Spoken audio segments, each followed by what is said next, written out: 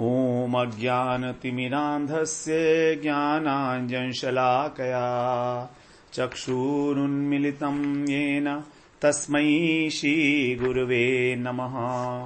वन्देऽहं श्रीगुरो श्रीयुत्पदकमलं श्रीगुरून् वैष्णवांश्च श्रीरूपं साग्रजातं सहगण रघुनाथान्वितं तं सजीवम् साद्वैतं सावधूतं परिजन सहितं कृष्ण चैतन्य देवं श्रीराधा कृष्ण पादान् सहगण ललिता श्री विशाखान्वितांश्च तमादिदेवं करुणानिधानं तमालवर्णं सुहितावतारम् अपार संसार समुद्र सेतुं भजामहे भागवत स्वरूपम्।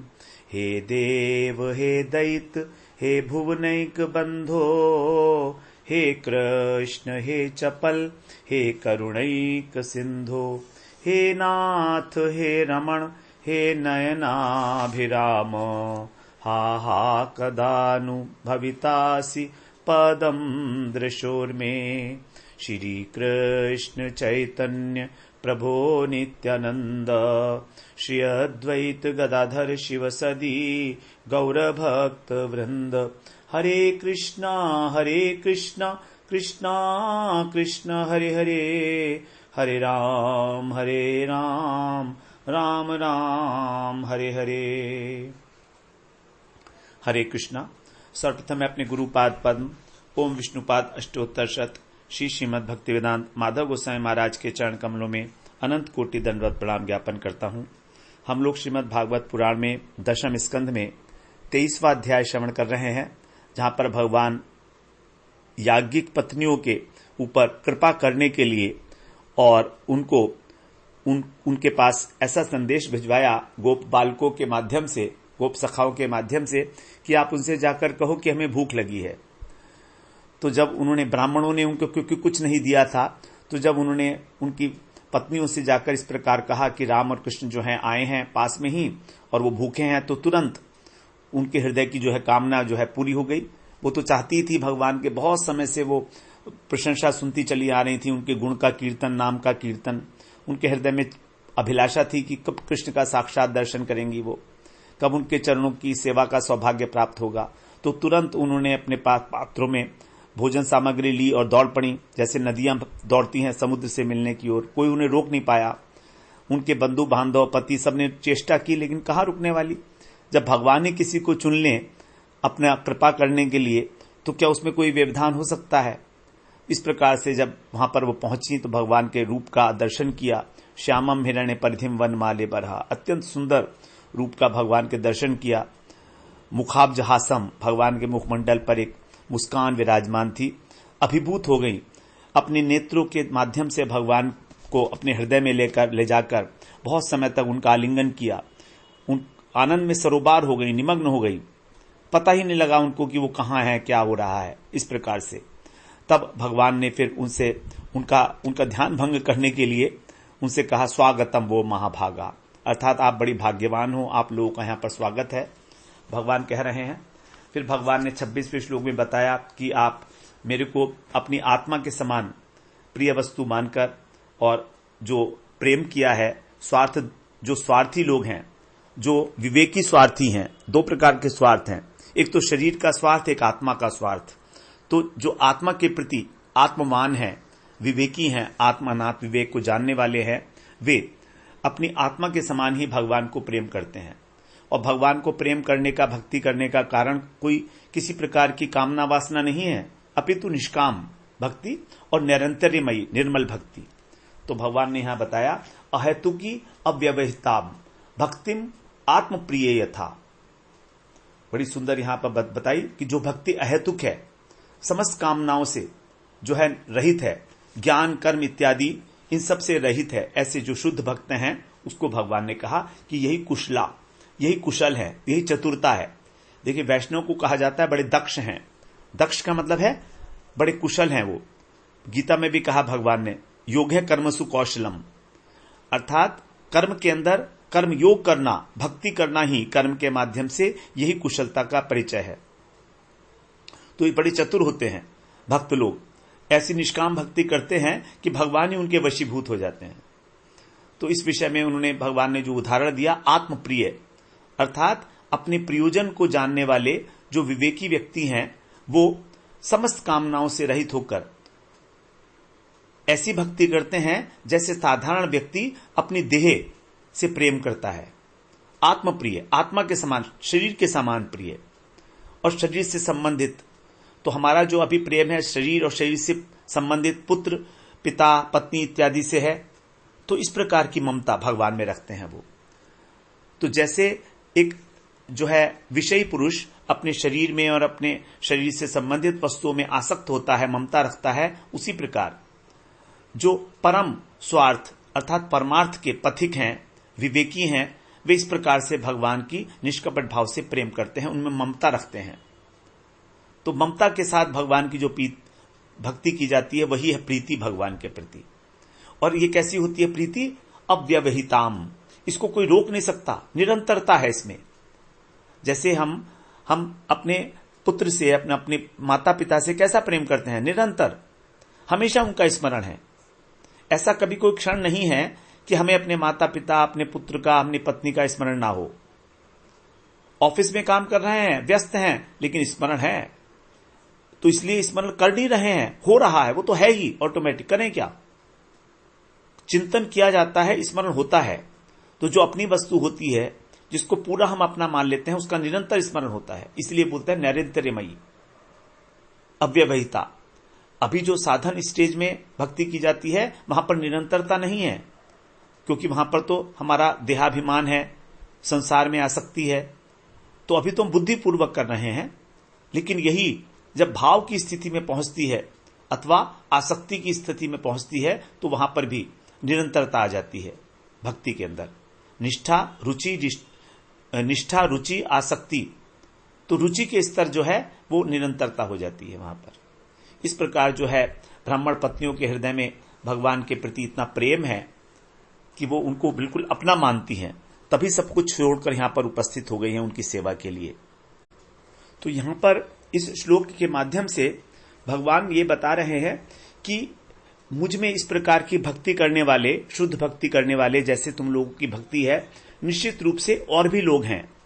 कुशला, स्वार्थदर्शिना, बहुवचन है ना, तो यहां पर बहुत से लोग हैं, बहुत से मेरे भक्त हैं जो इस प्रकार से मेरे प्रति आसक्त हो जाते हैं, मुझ में अत्यंत प्रीति करते हैं।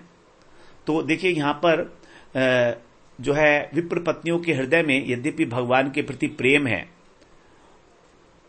माधुर्य भाव का यहां पर जो है प्रवेश है, लेकिन फिर भी भगवान की लीला शक्ति ने यहां पर उनके हृदय के अंदर अकस्मात भगवान का ऐश्वर्य स्फुरित करा दिया, और ऐश्वर्य स्फुरित कराने के कारण ही वो अपने घर वापस लौटी हैं। यद्यपि भगवान के जो प्रेमी भक्त होते हैं उनके निकट भगवान का ऐश्वर्य प्रकाशित नहीं होता साधारण रूप से, लेकिन फिर भी ब्राह्मण पत्नियों की विरह उत्कंठा को बढ़ाने के लिए समझो, प्रेम वर्धन के लिए समझो, अथवा लीला सौष्ठव, लीला की पुष्टि के लिए समझो, इस प्रकार भगवान का ऐश्वर्य उनके हृदय में जो है वो प्रकाशित हुआ, और उनके हृदय में भगवान के प्रति जो रति भाव था वो दब गया। आई तो थी वो भगवान से प्रेम करने के लिए ही, जैसे गोपियां हैं, लेकिन अभी इनकी स्थिति जो है वो नहीं है कि भगवान का इनको संग प्राप्त हो सके। इसलिए इनके हृदय के अंदर जो है ऐश्वर्य भाव उदित हो गया, और इस ऐश्वर्य भाव उदित होने के कारण ही इनको अपने घर वापस लौटना पड़ा। गोपियां अपने घर लौटकर नहीं गईं, भगवान ने उनसे बहुत कहा तुम अपने घर चले जाओ, तुम्हारे पति, तुम्हारे पुत्र, सब लोग तुम्हारी प्रतीक्षा कर रहे होंगे, और तुम्हारा धर्म भी यही है, पतिव्रत हो तुम। लेकिन वो नहीं लौटी, उन्होंने कहा कि आप ही हमारे परम पति हो। लेकिन यहां पर यज्ञ पत्नियां जो हैं वो लौट जाती हैं। तो इस प्रकार से भगवान बता रहे हैं। अब आगे 27वें श्लोक में कह रहे हैं, भगवान ही कह रहे हैं, प्राण बुद्धि मन स्वात्मा दारापत्य धनादय यत्संपर्कात् प्रियासंस ततः कोन अनुपरः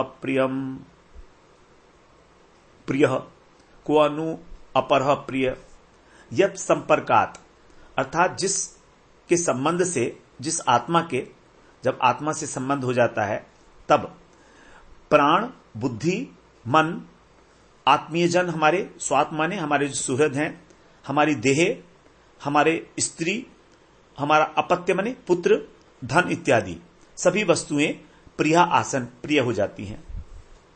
ये सब वस्तुएं हमें प्रिय क्यों है? इसलिए प्रिय है क्यों हमको अपनी आत्मा प्रिय है।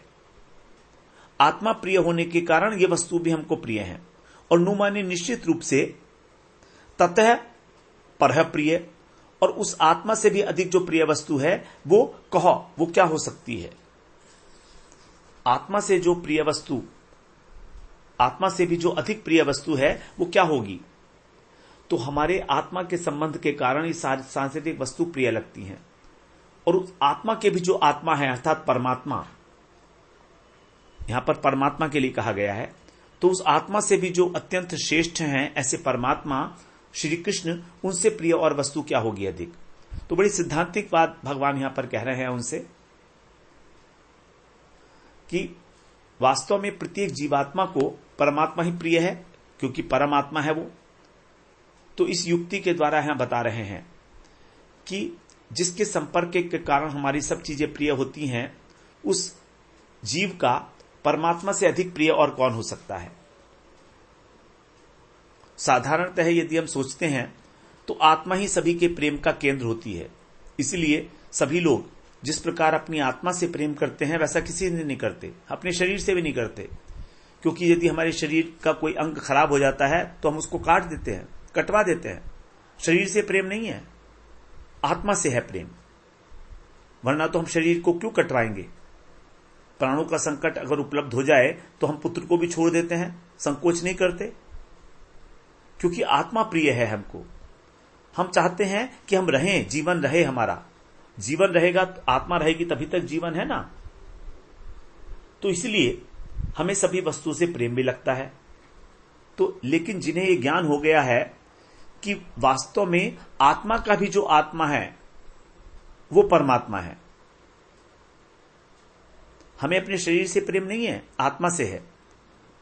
और आत्मा से भी नहीं है, वास्तव में आत्मा की जो आत्मा है परमात्मा, उनसे है एक्चुअल प्रेम। इसीलिए सभी भक्त जो हैं उस आत्मा की आत्मा अर्थात परमात्मा का भजन करते हैं। जो विवेकी पुरुष हैं, सब कुछ त्याग कर वो केवल कृष्ण का ही भजन करते हैं, कृष्ण से ही प्रेम करते हैं। इसलिए कह रहे हैं कि तुम भी बड़ी परम भाग्यवती हो, महाभागा हो कि तुमने सब कुछ त्याग कर मुझसे प्रेम किया है। मेरे दर्शन के लिए तुम जो है सारे क्लेशों को स्वीकार किया, सारी बाधाओं को तोड़कर मेरे पास आई हो। अब आगे कह रहे हैं 28वें श्लोक में, तद्यात देव यजनम पतयो वो द्विजातयः स्वसत्रम पारयिष्यन्ति यूष्माभिर्ग्रहमेधिनः। तत्, इसलिए आप लोग अब कृतार्थ हो गई हो, आपका जो उद्देश्य था वो पूरा हो गया है। देव यजनम यात, इसलिए अब आप उस देव स्थली में, यात माने प्रस्थान करो, यहां से अब आप वहां पर वापस लौटो।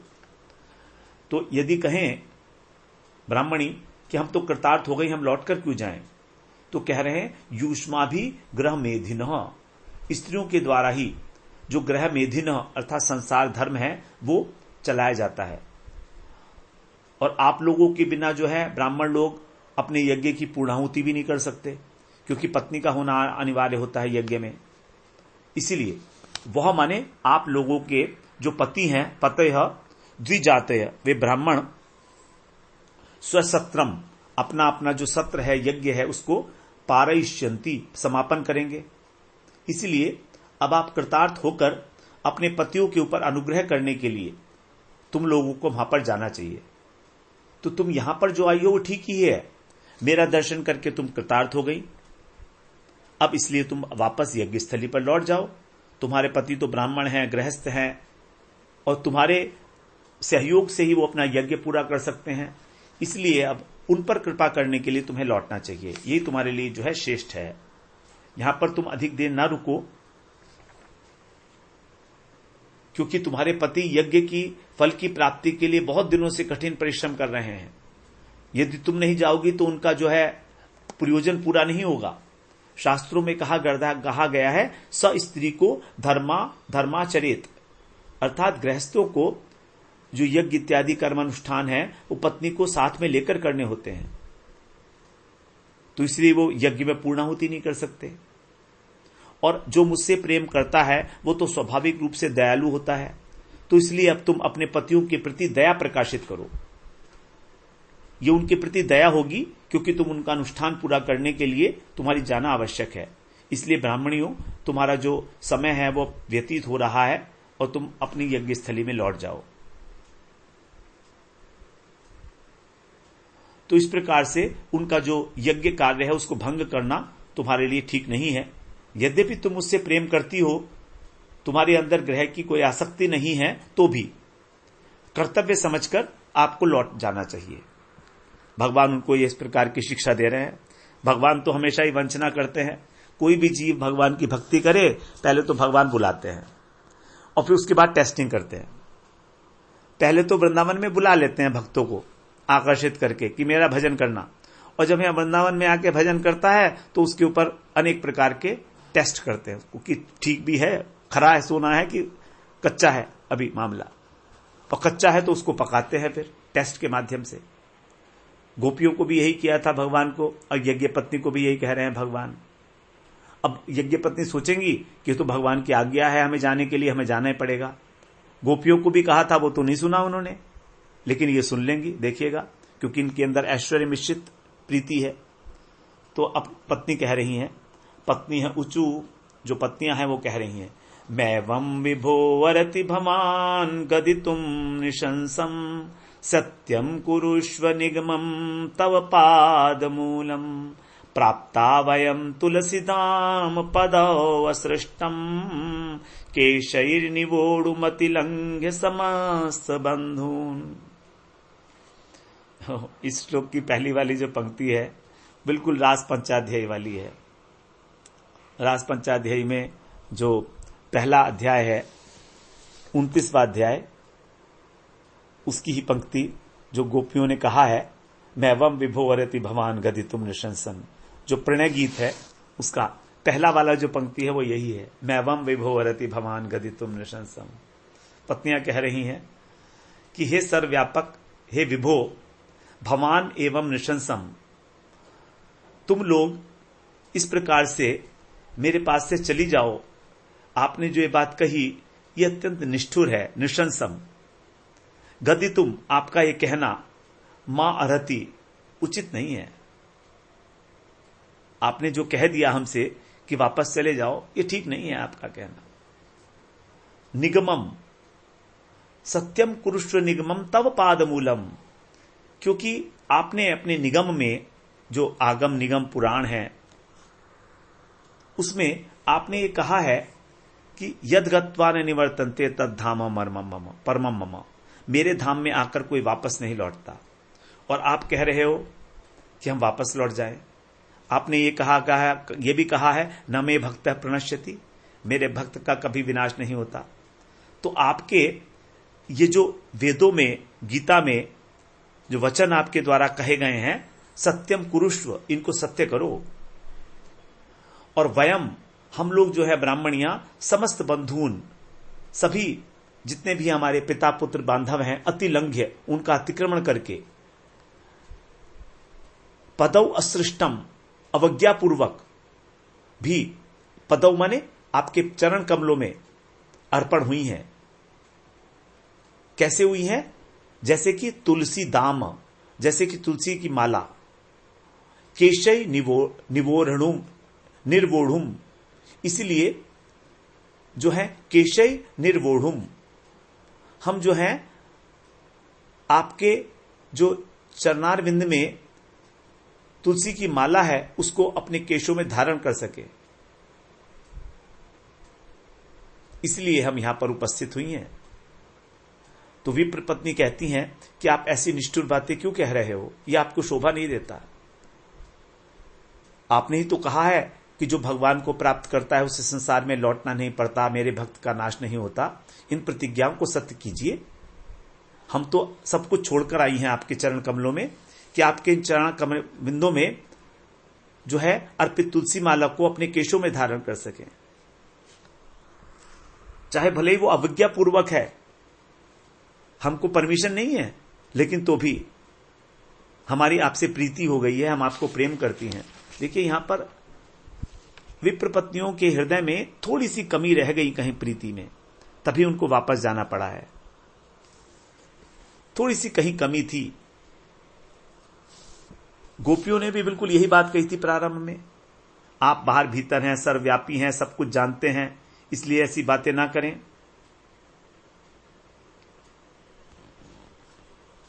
तो यहां पर जो है, यदि आप हमसे यही कह रहे हो कि हमको जो है ब्राह्मण जाति का अभिमान है, तो इसके उत्तर में हम अब कह रही हैं आपसे कि हम आपके चरण कमलों की दासी होने के लिए आपके पास आई हैं। यदि हमें अभिमान होता ब्राह्मण जाति का, तो हम ये नहीं कह सकती थी आपसे। इसलिए आप हमारी बात का विश्वास करें कि हमारे अंदर किसी प्रकार का जातीय अभिमान नहीं है। और यदि आप कहेंगे कि मेरे गोप जाति के होने के कारण गोपियां ही मेरी दासी बन सकती हैं, प्रेयसी बन सकती हैं, और वे संख्या में भी बहुत हैं, तो इसके उत्तर में कहती हैं, हाँ ठीक है, आपकी बहुत सी प्रेयसी हैं, हम जानते हैं, लेकिन क्या आप ब्राह्मणियों को अपनी दासी बनाने के लिए डरते हो? अपने बंधु बांधवों से डरते हो? और उनसे डरकर क्या आप उनको हमको लज्जित करोगे? क्या हम आपको कोई लज्जित करेंगी? तो कह रहे हैं ठीक है, हम आपकी वृंदावन में नहीं जाएंगे, पुरी में नहीं जाएंगे, यहां पर वन में ही रह लेंगे, बस केवल आपसे हमारा संबंध रहेगा और हम कृतार्थ हो जाएंगे। दूर रहकर ही, हम आपके चरणों से दूर रहकर ही, और जो है आपके जो चरण कमल से नीचे गिरी हुई तुलसी दल की माला है अवज्ञा पूर्वक जो आपने छोड़ दी है, उस माला को हम अपने मस्तक पर धारण करेंगी। हम अपने मस्तक पर वो माला धारण करेंगी जो आपने छोड़ दी है, अस्पृष्टम, आपके पदों से, आपके पैरों से जो छूटकर गिर गई है नीचे। तो इस प्रकार से हमारा आपके प्रति कोई प्रेयसी भाव नहीं है कि हम आपकी प्रेयसी बने, हमारी ये अभिलाषा नहीं है। हम तो केवल आपकी जो गिरी हुई तुलसी उसको ग्रहण करके ही और अपना जीवन यापन कर लेंगे। यदि आप कहेंगे कि हमारे स्वजन क्या कहेंगे, तो इसके लिए कह रही हैं कि हम उनको तो छोड़ के ही आई हैं, अतिलंघ्य, उनका हमने अतिक्रमण कर दिया है, त्याग कर दिया है, इसलिए अब आपके चरणों में आई हैं। बड़ी सुंदर यहां पर बात जो है ब्राह्मणियों के द्वारा कही जा रही है। बड़ी आशा के साथ कृष्ण के पास आई हैं सब, और चिरकाल तक अपना जीवन उनको समर्पित करने के लिए ऐसा सोचकर आई हैं कि अब केवल कृष्ण की सेवा को ही वो अपने जीवन में जो है स्वीकार करेंगी। और कृष्ण ने भी करुणामय होकर उनके हृदय का भाव जाना, लेकिन फिर भी उनको अपने चरण सेवक का अधिकार नहीं दिया। उनको उनके प्रेम की प्रशंसा की, प्रशंसा करके उनसे कहा तुम घर लौट जाओ, क्योंकि अब तुम परमात्मा का साक्षात्कार कर लिया है, इसलिए तुम कृतार्थ हो गई हो। तो यहां पर जो है परमात्मा साक्षात्कार के लिए कहा गया है। तो यद्यपि उनको कृष्ण के दर्शन से सब प्रकार की कृतार्थता का अनुभव हुआ, उन्होंने जो कृष्ण से विरह था उसको उन्होंने नष्ट किया, उनको अपने हृदय में ले जाकर, लेकिन उनको साक्षात सेवा का अधिकार कृष्ण ने नहीं दिया, इसलिए वो पूर्ण रूप से कृतार्थ हुई हैं, ऐसा नहीं कहा जा सकता। अब कृष्ण के चरण कमलों को छोड़कर वापस जाना उनके लिए अत्यंत कष्टकारक लग रहा है, लेकिन वो क्या करें, समझ नहीं पा रही हैं। कृष्ण की सेवा पाने के लिए उनके चरण को पकड़ ले, प्रार्थना करें, अथवा कृष्ण के आदर्श का पालन करें, इसका निर्णय नहीं कर पा रही हैं, इसलिए वो चिंता में डूब गई। और अंत में अनेक प्रकार से विचार करके उन्होंने ये निश्चय किया कि यद्यपि हम जो हैं कृष्ण की चरण सेवा के अधिकार से वंचित हैं, फिर भी उनके चरणों में हम 2-3 बातें अपने मन की कह दें कि वे हमको दासी के रूप में ग्रहण करते हैं या नहीं, क्योंकि यदि इस प्रकार उन्होंने हमारी उपेक्षा कर दी तो हमारा क्या होगा। हम ये जान नहीं पा रहे हैं कि कृष्ण की इच्छा क्या है, इसलिए हमारा निवेदन सुनने के बाद कृष्ण हमको स्पष्ट रूप से बता दें कि वो क्या चाहते हैं। ये विचार करके ब्राह्मणी जो हैं कृष्ण की ओर बढ़कर सजल नेत्रों से देखती हुई गदगद कंठ से कहती हैं कि आप तो सब कुछ जानते हो, हमारे भीतर बाहर की वस्तु को, हमारा हृदय क्या चाहता है आप अंतर्यामी होकर भी समझ नहीं पा रहे हो। आपकी निष्ठुर बातें, ये निष्ठुर लग रही हैं हमको आपकी बातें। तो जो हमारे हृदय का भाव नहीं जानता, क्या वो हमारे हृदय में अधिष्ठित नहीं है? क्योंकि हम जो चाहती हैं वो तो आप जानते ही हो ना। तो क्या हमने आपको इस प्रकार की बातें सुनने के लिए अपने हृदय में स्थापित किया था? सर्वस्व त्याग कर क्या हम इसलिए आई थी कि आप हमारे को इस प्रकार से कहो कि हम वापस लौट जाएं? तो आपकी वाणी हमको सत्य नहीं लग रही है, क्योंकि आपने जो है कहा है कि मेरा भक्त तो कभी वापस नहीं लौटता है धाम में अपने, कभी मर्त्यलोक में वापस नहीं लौटता है। लेकिन आज हमारा बड़ा दुर्भाग्य है कि आप हमसे ऐसी बात कह रहे हो लौटने के लिए। ये ठीक है कि हम आपके चरण कमलों की सेवा के अधिकारी नहीं हैं, आप हमारी उपेक्षा कर सकते हैं,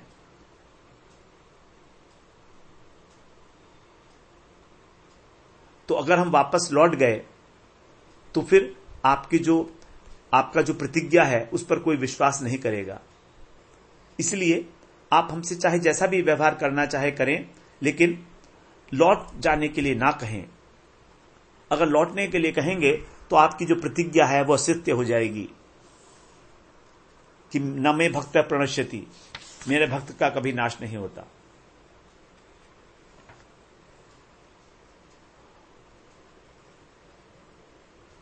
हम आपकी दासी हैं, इसलिए हम आपके आदेश का उल्लंघन नहीं कर सकती। विशेषकर यदि यज्ञ स्थल में नहीं जाएंगी, हमारे जो पति है यज्ञ समापन नहीं कर पाएंगे और यज्ञ फल की प्राप्ति से वंचित रहेंगे, इसलिए हमको वहां पर जाना चाहिए, यह आपका आदेश है। अब 30वें श्लोक में कह रही हैं, बड़ा मार्मिक प्रसंग है, समझ में आए हमारी तो ठीक है, जितना समझ में आ जाए। तो कह रही हैं 30वें श्लोक में, गृह्णन्ति नो न पतयः पितरौ सुतावा न भातृबन्धु सुहृद कुत एव चान्ये तस्माद् भवत्य प्रपदयो पतितात्मनाम्नो नान्या भवेत गतिररिन्दम तद्विदेहि।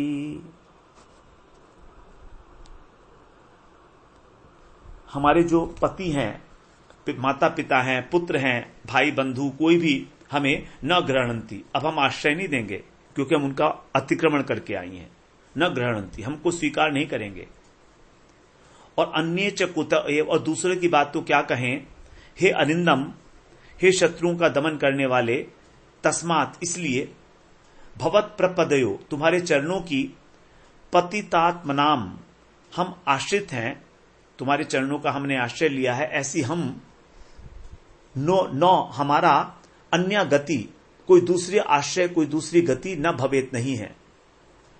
तत् विदेही, इसलिए आप हमको हम अपना दास्य प्रदान करें, हमारी अब अन्य कोई गति नहीं है। अब हमें किसी दूसरे की शरण में न जाना पड़े, कुछ ऐसी व्यवस्था कीजिए। तो हम लोगों ने जो नगरवासी मथुरा के अंदर जो माली हैं, तांबूल इत्यादि बनाते हैं, उनके मुख से जिस दिन से आपके रूप माधुर्य का वर्णन सुना, हमारी केवल आप में ही प्रीति हो गई चरणों में। हमारे पति जो है हमको गृह कार्य से उदासीन देखते थे, उसको संदेह करते थे। कई बार तो वो ऐसा सोचते थे कि हम व्यभिचारिणी हो गई हैं, इसलिए हमारे साथ बहुत अच्छा व्यवहार भी नहीं करते थे। और अब जब आप कह रहे हैं कि वापस घर लौट जाएं, तो हमें पूरा विश्वास है कि वो हमें ग्रहण नहीं करेंगे और हमसे बात भी नहीं करेंगे वो तो, क्योंकि वो तो पहले से ही हमसे जो है चिड़े हुए हैं। इस प्रकार अत्यंत व्याकुल हो गई, रोदन करने लगी, श्री कृष्ण के चरण कमलों में प्रणाम कर रही हैं गदगद भाव से। नान्या गति, आपके बिना हमारी कोई गति नहीं है, हमारा कोई आश्रय नहीं है, आप इस प्रकार से कुछ हमारा विधान करिए, हम क्या करें हे अरिंदम, आप जो हैं वो हमारा जो शत्रु, हमारे जो दुष्कर्म है वो हमें आपकी प्राप्ति में बाधक बन रहे हैं, इसलिए आप उनका भी नाश कर दीजिए। आप तो अरिंदम हैं, आप तो दुश्मनों का नाश करने वाले हैं, तो हमारे दुष्कर्म हमारे शत्रु बन के हमारे सामने खड़े हैं, इसलिए हम आपकी प्राप्ति नहीं हो रही है। तो क्योंकि हमने उन सब की, अपने भाई बंधुओं की उपेक्षा की है, पतियों की, तो इस प्रकार वो हमको सोचेंगे कि हम अत्यंत पतित हो गई हैं, क्योंकि हमारा प्रेम आपसे हो गया है। अब हमारी ओर से मुंह फेर लेंगे, घृणा करेंगे हमसे, पड़ोसी भी हमसे बात नहीं करेंगे, इसलिए अब हमारे पास तो कोई आश्रय नहीं है, सब कुछ हमने समर्पण कर दिया है। अब यदि आप ग्रहण नहीं करेंगे तो हम क्या करें बताइए। तो जितने भी हमारे अनर्थ सामने आ रहे हैं, आपकी प्राप्ति में जो बाधक हैं, उनको आप ही कृपा पूर्वक नष्ट करें और हमें दासी मानकर ग्रहण कर लीजिए। हमने सुना है कि जिसका कोई सहारा नहीं होता उसकी एक ही एकमात्र आप गति हो। जगत में हमारे जैसा जिसकी कोई भी गति ना हो ऐसा कोई नहीं है, हम कहीं नहीं जा सकती हैं। तो इस प्रकार आप अगति को अपनी चरणों में गति प्रदान करके हमारा कल्याण करें। हाथ जोड़कर अनुनय विनय कर रही हैं, भगवान की ओर अपलक दृष्टि से देख रही हैं कि भगवान अब क्या कहते हैं आगे। श्री भगवान उवाच पतयो नाभ्यसूयेरन् पितृभातृसुतादयः लोकाश्च वो मयोपेता देवा अप्यनुमन्वते। अब भगवान कह रहे हैं कि तुम्हारे जो पति हैं, तुम्हारे पिता, तुम्हारे भाई, तुम्हारे पुत्र इत्यादि, वे मेरे प्रति उपेता, अनुरक्त हो या ना हो, वह लेकिन तुम्हारे प्रति अब न अभ्यसूरेयन, तुम्हारे प्रति कोई दोष दृष्टि नहीं रखेंगे। वे तुम्हारे पति, पिता इत्यादि मुझसे प्रेम करते हो या ना करते हो कोई बात नहीं है, लेकिन तुम्हारा तिरस्कार नहीं करेंगे। और उनकी तो क्या बात है, सारा सम्मान जो है, सारा संसार तुम्हारा सम्मान करेगा। उनकी बात तो छोड़ो, तुम सारे लोग तुमको जो है सम्मानित दृष्टि से देखेंगे। और तुम्हें विश्वास नहीं हो रहा मेरी बात पे, तो कह रहे हैं देवा अपि अनुमवन्ते। देखो देखो, जो देवता हैं मेरी बात का अनुमोदन कर रहे हैं। तो कृष्ण कहते हैं यदि तुम मेरे को प्रेम करती हो, मेरा सुख चाहती हो, तो तुम्हारे को मेरी इच्छा के विरुद्ध कोई कार्य नहीं करना चाहिए। इसलिए हट छोड़ो, अपने अपने घर चले जाओ। तुमने अपने पति के वचनों का उल्लंघन किया है, ठीक है, और तुम जो है उस प्रकार से अपने घर से निकलकर मुझसे मिलने के लिए आई हो। अब इस स्थिति में तुमको भय लग रहा है कि तुम वापस लौटकर नहीं जा सकती, तुम्हें प्रवेश नहीं मिलेगा, वो तुमको मारेंगे, घर से निकाल देंगे। तो उसके उत्तर में भगवान कह रहे हैं कि मैं तुमको आश्वासन दे रहा हूं निश्चित रूप से कि तुम्हें कोई दोष दृष्टि नहीं देखेंगे। व्यर्थ की तुम आशंका मत करो। मयोपेतो, यदि तुम्हारे साथ मेरा मिलन भी हो गया तो भी वो तुम्हारे प्रति दोष दृष्टि नहीं रख सकते। और हमारा तुम्हारा तो अभी मिलन भी नहीं हुआ है, क्योंकि मैं तो ईश्वर हूं, सब जानता हूं। इसलिए जो विशेषकर इस यज्ञ के उपलक्ष्य में जो देवता लोग आए हैं, यदि उनसे इस विषय में पूछोगी तो वो भी इस बात का अनुमोदन करेंगे। इसलिए मैं सर्वेश्वर हूं, मैं भगवान हूं, देवता जानते हैं इस बात को, और वो मेरा ही जो है पक्ष लेंगे, वो जानते हैं मेरे को। तो इस प्रकार कोई भी व्यक्ति तुम्हारे जो विरुद्ध कोई भी आचरण नहीं करेगा और तुम निश्चिंत होकर अपने घर वापस जा सकती हो। तो कृष्ण जो है समझ गए थे कि इनके मन में ये भय है कि हमारे पति हमें स्वीकार नहीं करेंगे। उस भय को दूर करने के लिए भगवान कह रहे हैं ये बात कि तुम्हारे पति तुम्हें आदर के साथ ग्रहण करेंगे, और जिन देवताओं की वो आराधना करते हैं वे देवता भी तुम्हारा आदर करेंगे, क्योंकि तुम अब मेरे आदेश से यज्ञशाला में जा रही हो वापस। कोई भी तुम्हारे अंदर दोष दृष्टि नहीं रखेगा, बल्कि तुम्हारे पति अब तुम लोगों के संग से मुझे भी भगवान मानने लगेंगे। और तुम लोगों को मेरा अनुग्रही समझकर तुम्हें परम सौभाग्यवती समझेंगे, तुम्हारी और अधिक इज्जत देंगे, तुमको आदर देंगे। इसलिए तुम जो है यज्ञशाला में जाओ। 32वें श्लोक में कहते हैं, न प्रीतये अनुरागाय हि अंग संगो नृणामिह तन मनोमयी युंजाना अचिरान माम वाप्स्ययत्। अगर फिर भी तुम कहो कि हम आपको नहीं छोड़ना चाहते, तो कृष्ण कह रहे हैं, यह अंग संग, इस लोक, यह माने इस लोक में अंग संग, केवल अंग संग को ही निर्णाम प्रीतय, मानव का, मनुष्य का जो सुख है, प्रीति है, उसको न उत्पादन नहीं कर सकते। अर्थात इस लोक में मेरा अंग संग जो है ही मनुष्य के लिए प्रेम का कारण हो, ऐसा नहीं है। कृष्ण में प्रेम करने के लिए कृष्ण के अंग संग की आवश्यकता हो, ऐसा नहीं है। क्योंकि मई मनः युंजाना, मेरे प्रति जब मन को अभिनिविष्ट कर दिया जाता है, अचिरात, तो अति शीघ्र ही माम अवाप्स्येत, वो मुझे प्राप्त कर लेता है। तो भगवान अपनी प्राप्ति का मार्ग बता रहे हैं कि केवल अपने मन को मुझ में निवेश कर दो बस, और तुम मुझे प्राप्त कर लोगी। मेरे अंग संग की आवश्यकता नहीं है इस संसार में। तो जो तुम आंसू भरे हुए हो अपने नेत्रों में, क्या तुम्हारी अभिलाषा पूरी नहीं होगी? तो मैं उत्तर दे रहा हूं, सुनो, कि केवल अंग संग से ही प्रीति उत्पन्न होती है, अनुराग बढ़ता है, ऐसा नहीं है। ऐसा नहीं है। तुम अपने मन को मेरे अंदर निविष्ट कर दो और तब तुम मुझे ही प्राप्त करोगी।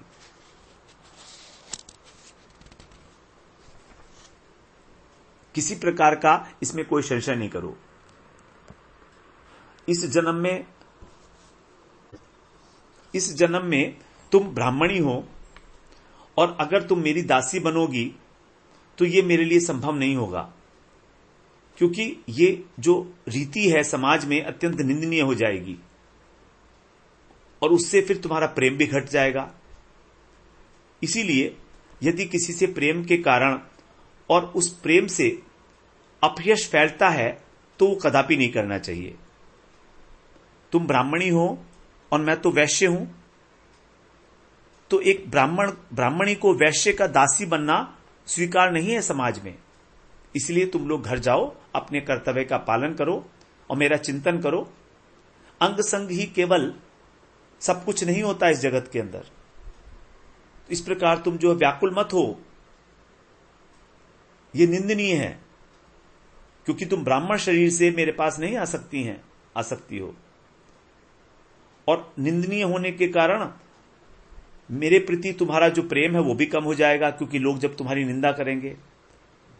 इसलिए तुम लोग मेरा संग प्राप्त ना कर पाने के कारण दुखी मत होना, बल्कि क्या करो, तुम अपने मन को मुझ में आवेशित कर दो और सदा ही मेरे संग का अनुभव करो। शरीर त्यागने के बाद फिर तुम साक्षात सेवा प्राप्त करोगी, तब तुम कृतार्थ हो जाओगी। तो भगवान ने यहां पर भक्त वत्सल होकर भी ब्राह्मण पत्नियों को केवल मानसिक संग करने के लिए कहा, उनको अपना संग निहित प्रदान किया, साक्षात मानसिक संग के लिए कहा, साक्षात दैहिक सेवा प्रदान नहीं की। उसका कारण यही है कि भगवान के दो प्रकार के भक्त होते हैं। एक तो तटस्थ भक्त होते हैं, जो साक्षात दर्शन नहीं करते भगवान के, वे मूर्ति के रूप में भगवान की परोक्ष रूप से सेवा करते हैं। तो भगवान ने यद्यपि गोप वंश में जन्म लेकर अनेक लीलाएं की, लेकिन फिर भी जो भगवान के तटस्थ भक्त हैं वो उच्च कुल में जन्म ग्रहण करते हैं और भगवान को उनका प्रसाद, चरणामृत इत्यादि ग्रहण करके उनकी सेवा करते हैं। तो ये तटस्थ भक्त हैं, ये भगवान की श्री मूर्ति की पूजा करते हैं और उसी की सेवा करके और भगवान की ही निष्ठा करके उसके अंदर उसके उपयुक्त फल जो है भगवान को प्रदान करते हैं। लेकिन भगवान की जो प्रकट लीला है उसमें साक्षात भगवान के परिकर होते हैं। तो इस प्रकार से आगे इस श्लोक के विषय में हम थोड़ी सी चर्चा करके फिर हम अगले श्लोक में प्रवेश करेंगे। वांछा कल्पतरुभ्यश्च कृपा सिंधुभ्य एव च पतितानां पावनेभ्यो वैष्णवेभ्यो नमो नमः।